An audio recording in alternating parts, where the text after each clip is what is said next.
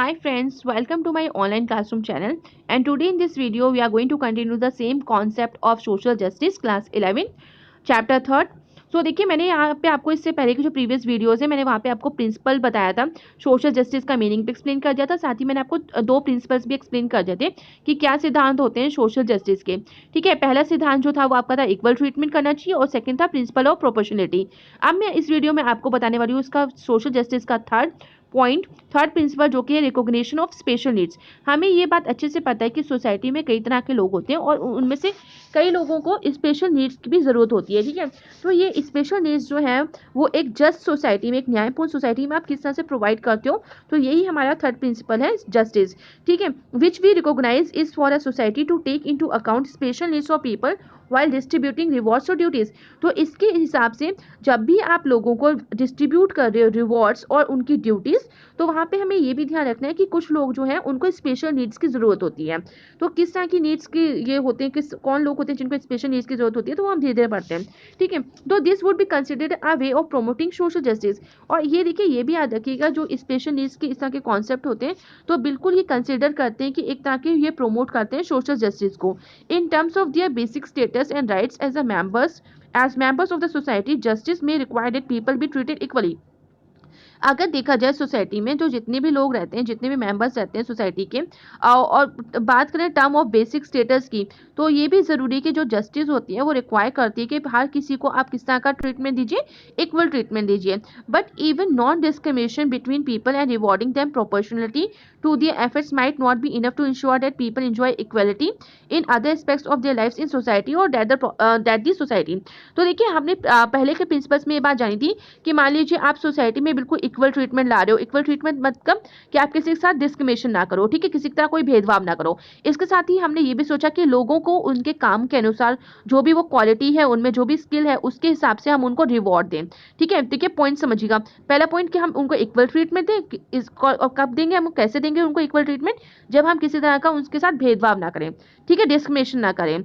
जिस तरह से वो अगर सेम काम कर रहे हैं तो उसको सेम काम के अनुसार ही उनको आप उनको सैलरी दीजिए, उनको आप वेतन दीजिए। ठीक है, इसी तरह से देखिए सेकंड जो है वो है प्रोपोर्शनेट, यानी कि अगर कुछ लोग जो हैं वो ज़्यादा खतरनाक काम कर रहे हैं तो हम उनको भी उस चीज़ को, उसके उनके जो टैलेंट है, उनकी स्किल्स हैं, उसके हिसाब से हम उनको रिवॉर्ड दें।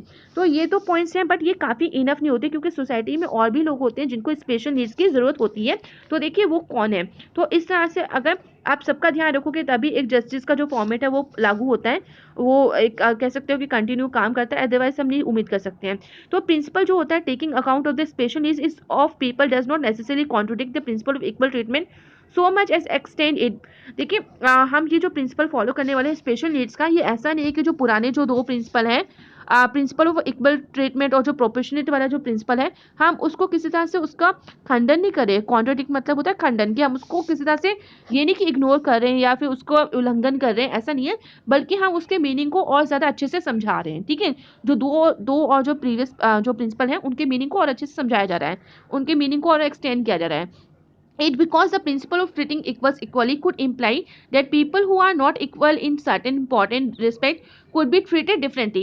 तो देखिए इसको किस तरह से इसका मीनिंग और एक्सटेंड कर रहे हैं कि मान लीजिए प्रिंसिपल जो ऑफ ट्रीटिंग इक्वल्स होता है, हम वहाँ बिल्कुल इक्वली करते हैं, हर किसी को इक्वल ट्रीटमेंट दे रहे हैं, बट इसके साथ हमें ये भी ध्यान रखना है कि हु आर नॉट इक्वल। कभी कभी सोसाइटी में हमने ये भी देखा है कुछ लोग होते हैं जो इक्वल नहीं होते। ठीक है, आप किसी भी तरह से देख लीजिए कि हो सकता है कि किसी तरह के डिसेबल्ड लोग हों, फिजिकली हैंडीकैप्ड हों, तो उनके लिए बहुत ज़रूरी है कि हम उनको इम्पॉर्टेंट रिस्पेक्ट दें और उनके साथ जो है इक्वल ट्रीटमेंट करें, उनको इक्वल रिस्पेक्ट दें। तो ये भी है कि डिफरेंट डिफरेंट तरह से, क्योंकि सोसाइटी में ये नहीं कि हर कोई अमीर होता है, कुछ लोग बहुत गरीब भी होते हैं, तो उनके हिसाब से ही, उनके अकॉर्डिंग ही उनको ट्रीट भी डिफरेंटली किया जाए। इसके बाद देखिए क्या है नेक्स्ट पैरा में, तो पीपल विद स्पेशल नीड्स और disabilities could be consider unequal in some particular respect and deserving of special help. तो इस तरह के जो लोग होते हैं जो कुछ डिसेबल होते हैं, अनइक्वल होते हैं, तो उनको बिल्कुल आपको स्पेशल नीड्स की ज़रूरत होती है उनको, और आप दीजिए उनको एक पर्टिकुलर रिस्पेक्ट, और जो वो डिजर्व करते हैं स्पेशल हेल्प, वो उनको प्रोवाइड की जानी चाहिए। But it is not always easy to get agreement regarding which in equalities of people should be recognised for providing them special help. इसके साथ देखिए ऐसा भी नहीं है कि हमेशा ये बहुत ईजी होता है कि आप एग्रीमेंट कर लो और रिगार्डिंग विद इनइक्वालिटीज, जो भी इनइक्वालिटीज हैं लोगों की, उनको हमेशा आप याद रखो, रिकॉग्नाइज करो और उनको क्या दो, आप हेल्प प्रोवाइड करो। फिजिकल डिसेबिलिटीज जो होती हैं, एज और लैक ऑफ एसेस, कि कुछ लोग जो होते हैं फिजिकल डिसेबल होते हैं, एजड मतलब सीनियर सिटीजन्स ले लीजिए। इसके साथ ही देखिए कई इतने गरीब होते हैं कि वो बच्चे कि उनको गुड एजुकेशन नहीं मिल पाती है, वो नहीं ले पाते हैं, हेल्थ केयर नहीं ले पाते हैं। तो इस तरह के फैक्टर्स पे भी हमें ध्यान देना चाहिए। और क्योंकि इस तरह के स्पेशल ट्रीटमेंट जब हम इन सब लोगों को प्रोवाइड करेंगे, तो जब इनकी हालत सुधरेगी, इनकी कंडीशन इंप्रूव होगी, तो हमारी कंट्री की भी जो कंडीशन है वो इंप्रूव होगी। तो इस वजह से इनको थोड़ा सा, जो इस तरह के लोग होते हैं उनको थोड़ा स्पेशल ट्रीटमेंट दे देना चाहिए। It is believe that if people who enjoy very different standard of living and opportunities are treated equally in all respects with those who have been deprived of even the basic minimum needs to live a healthy and productive life, the result is likely to be an unequal society, not an egalitarian and just one। तो देखिए यही चीज कहा गया कि मान लीजिए आप पूरी सोसाइटी में अगर इक्वल ट्रीटमेंट ला रहे हो, तो आप देखो जो रिच लोग हैं, आप पुअर लोग, उनके साथ अगर इक्वली ट्रीटमेंट करोगे, तो जो पुअर लोग हैं, जो नीडी वंस हैं, वो कभी भी अपनी जो मिनिमम नीड्स हैं हेल्थी और प्रोडक्टिव लाइफ वाली, वो कभी भी अचीव नहीं कर पाएंगे, और तब आपकी सोसाइटी जो होगी वो अनइक्वल सोसाइटी ही कहलाएगी। उसमें इक्वलिटी, इग्लिटेरियन मतलब इक्वलिटी कभी नहीं आएगी, और ये देखिए जस्टफुल होगा भी नहीं, न्यायपूर्ण नहीं होगा।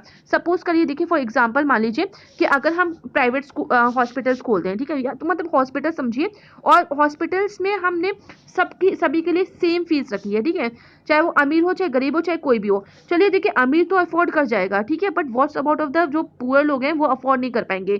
ठीक है, यहाँ मैं किसी वैसे हॉस्पिटल का नाम नहीं ले रही कि प्राइवेट या गवर्नमेंट, सिर्फ मान लीजिए हॉस्पिटल, ठीक है, हमने इक्वेलिटी को प्रमोट करना है, हम कह रहे हैं ना इक्वेलिटी, इक्वल ट्रीटमेंट, तो हम ठीक है फिर इक्वल ट्रीटमेंट के अनुसार हम क्या करेंगे, जो ये जो नीडी वंस लोग भी हैं उनसे भी सेम फीस लेंगे। तो क्या आपको लगता है ये क्या जस्टिस होगा? ये बिल्कुल जस्टिस नहीं होगी, क्योंकि देखिए जो गरीब लोग हैं वो कहाँ से इस चीज़ को अफोर्ड कर पाएंगे। तो इसी वजह से गवर्नमेंट जो है उनको स्पेशल उनकी ज़रूरतों को पूरा करने के लिए क्या करती है, गवर्नमेंट हॉस्पिटल्स, मेडिकल सेंटर्स जो होते हैं, प्राइमरी हेल्थ सेंटर्स होते हैं, उनको ओपन करती है। इसी तरह से देखिए एजुकेशन, ये कुछ बेसिक राइट्स होते हैं जो हर किसी को मिलने चाहिए। शिक्षा का अधिकार है, हेल्थ केयर का अधिकार है, साफ पानी का अधिकार है, सर पे छत हो, तो ये सारे जो अधिकार है, इसके लिए सरकार क्या करती है, इन सारी फैसिलिटीज़ को प्रोवाइड करने के लिए वो इन लोगों को special needs, special programmes, special schemes जो होती है वो स्टार्ट करती है। ठीक है, तो ये हमारा प्रिंसिपल है, आपका जो थर्ड प्रिंसिपल है स्पेशल नीड्स वाला, के लोगों को उनके हिसाब से, उनके कंडीशन के अकॉर्डिंग ही हम उनको स्पेशल नीड्स प्रोवाइड करें, तभी ये सोसाइटी में जस्टफुल होगा। ऐसा नहीं कि बस इक्वेलिटी का बस आपने एक रट्टा मार लिया और आपको प्रैक्टिकली भी लाइफ में चलना है। तो प्रैक्टिकली भी ध्यान दीजिए अपनी कंट्री में, अपनी सोसाइटी में कि किस तरह के लोग हैं, किस तरह की उनको चीज़ों की ज़रूरत पड़ती है। ठीक है, एक बार उनका लिविंग स्टैंडर्ड आप थोड़ा इंप्रूव कर दीजिए, ताकि वो आपको फीस देने के लायक हो जाए, तो आप वैसे हॉस्पिटल भी चला लीजिए, आप उस तरह के स्कूल चला लीजिए जहाँ पे सोसाइटी में सब एक जैसे लोग हों, तो वो फीस भी अफोर्ड कर ले तो वो दे देंगे आपको, कोई प्रॉब्लम नहीं होगी। तब आप इक्वलिटी प्रमोट कर सकते हो, उस तरह के इक्वल ट्रीटमेंट की आप बात कर सकते हो। अदरवाइज जब तक इतना इंप्रूवमेंट ना हो तब तक आप इस चीज़ की बात नहीं कर सकते। इसलिए सोशल जस्टिस जो है वो बहुत ज़रूरी है। देखिए social discrimination on grounds of caste, तो किसी तरह का भेदभाव नहीं करना चाहिए। The constitution therefore allowed for reservation, इसी के साथ देखिए गवर्नमेंट ने क्या किया है, रिजर्वेशंस भी प्रोवाइड किए हैं गवर्नमेंट जॉब्स में, कोटाज भी दिए हैं एडमिशंस में, education institutions for people belonging to the scheduled castes and tribes.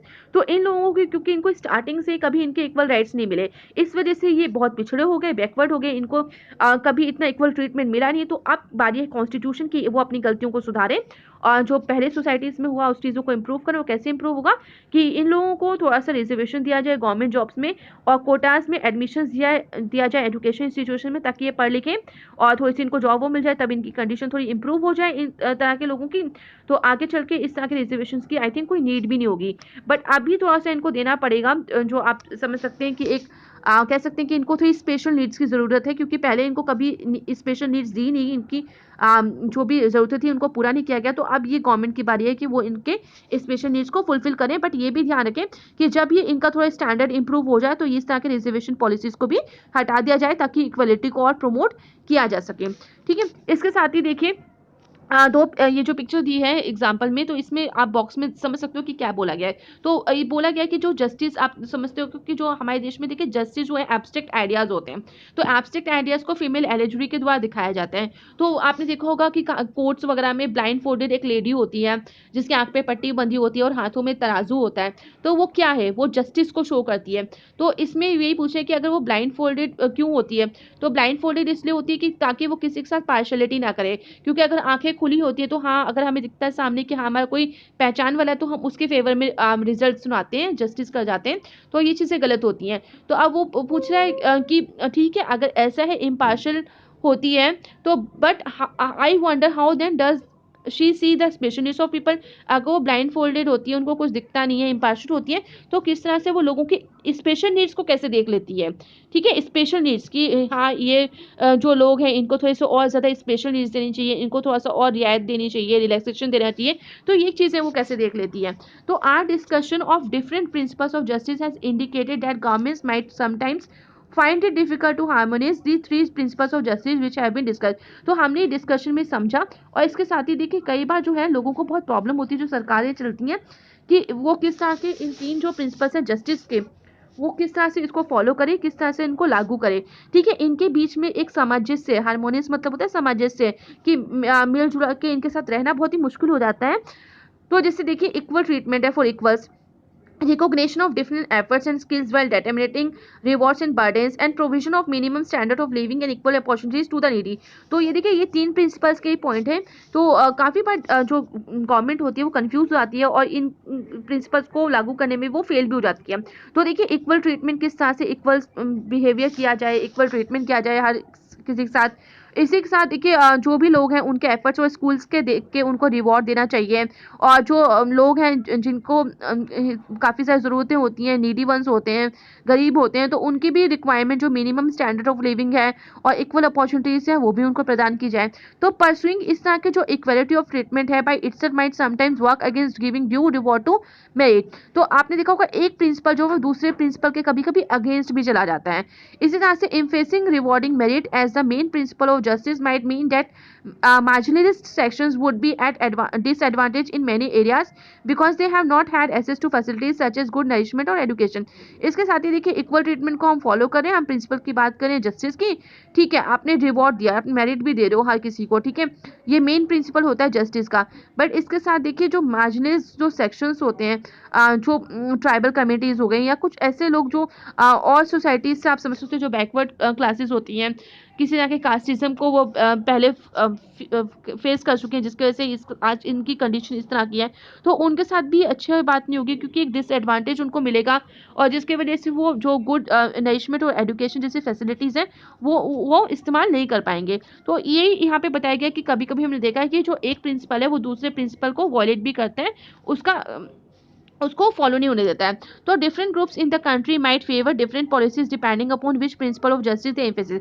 तो देखिए कंट्री में बात करें तो आप पूछे लोगों से कि कौन सा इन तीनों प्रिंसिपल्स में से कौन सा प्रिंसिपल ऑफ जस्टिस अच्छा है, तो आपको अलग अलग तरह के आंसर मिलेंगे। ठीक है, वो डिपेंड करते हैं को वो किस तरह के चीज़ों को चाहते हैं कंट्री में। तो it then becomes a function of government to harmonise the different principles to promote a just society.